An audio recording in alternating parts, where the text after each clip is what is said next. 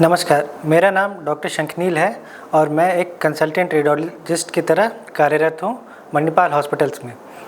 तो आज हम डिस्कस करेंगे कुछ myths and facts about MRI. तो कई बार हमारे पास क्वेश्चंस आते हैं कि एमआरआई में रेडिएशन होता है क्या। तो this is a myth. MRI stands for magnetic resonance imaging. इसमें कोई भी, इट्स कम्प्लीटली रेडिएशन फ्री। हम लोग कोई रेडिएशन नहीं होता है, जैसे एक्सरे या सीटी स्कैन में रेडिएशन होता है, बट एमआरआई में नहीं होता।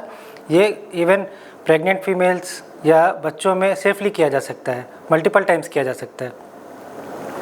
कई बार हमारे पास क्वेश्चन ये भी आते हैं कि मेरी बॉडी में कोई मेटल इम्प्लांट है, क्या मेरा एमआरआई हो सकता है। तो most of the metal implants जो हमारे बॉडी में लगते हैं उनमें एमआरआई सेफली कर सकते हैं। वो नए हों, पुराने हों, जैसे भी हों, अगर वो फिक्स्ड हैं, कभी भी हम लोग जो रेडियोलॉजिस्ट हैं उनसे डिस्कस करके डेफिनेटली कर सकते हैं। वो किस में नहीं कर सकते, अगर किसी के बॉडी में कोई लूज़ मेटल फ्रैगमेंट है, जैसे कोई, अगर किसी को कभी कोई गन शॉट इंजरी हुई है, कोई गोली लगी है, कोई श्रैपनेल है, बॉडी में कुछ मेटल है, तो इन चीज़ों में हम एमआरआई अवॉइड करेंगे। अगर हम एमआरआई रूम में जा रहे हैं तो जैसे कीज़ और हमारे कोई भी अगर मेटल आइटम है वो लेके नहीं जा सकते, but metal implants mostly safe हैं। डिस्कस विथ योर रेडियोलॉजिस्ट अगर आपको कोई भी डाउट है। नेक्स्ट क्वेश्चन, क्या हम लोग पेसमेकर के साथ में एमआरआई कर सकते हैं? तो ये बहुत इंडिविजुअल पेसमेकर पे डिपेंड करता है। कुछ पेसमेकर एमआरआई कंपैटिबल होते हैं, कुछ पेसमेकर्स नॉट कंपैटिबल होते हैं। जो कंपैटिबल पेसमेकर्स हैं उसमें हम लोग उनके टेक्निकल टीम से बात करते हैं, उसको एमआरआई मोड पे लाते हैं एंड सेफली एमआरआई कर सकते हैं। जो नॉन कंपैटिबल पेसमेकर्स हैं उसमें एमआरआई नहीं कर सकते। फिर कई बार पेशेंट्स बोलते हैं मेरे पूरे बदन में दर्द है, मेरा होल बॉडी एमआरआई कर दीजिए। सो ये अप्रोच जनरली सही नहीं होती।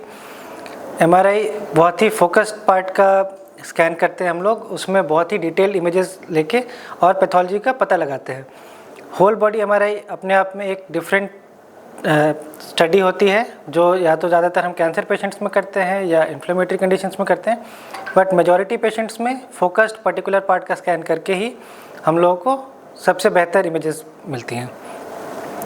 नेक्स्ट, कई बार पेशेंट बोलते हैं डॉक्टर साहब मेरा स्कैन तो हो गया, अभी मुझे इमीडिएटली रिपोर्ट मिल जाएगी।